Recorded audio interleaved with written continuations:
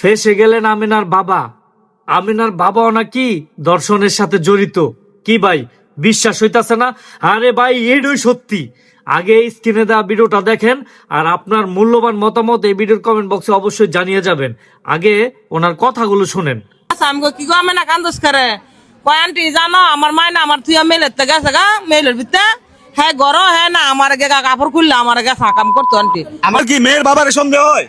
হ্যাঁ আপনার আমাদের সন্দেহ হয়, সন্দেহ হয়।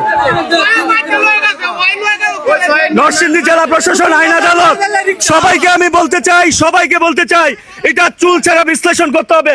এলাকার প্রত্যেকটা মানুষ, একটা মানুষ বাদ নাই, প্রত্যেকটা মানুষ 100 জন থাকলে 100 জনই বলতেছে ওর বিরুদ্ধে সাক্ষী দিতেছে ও ধর্ষণের সাথে জড়িত। এই দেশে দর্শনের বিচার হইতে দেখি নাই। দর্শনের আইন আদালতের ফাঁক ফুকুর দিয়ে বের হয়ে যায়। দর্শকের বিচার না, আমি চাই এটা সুষ্ঠু বিচার হোক।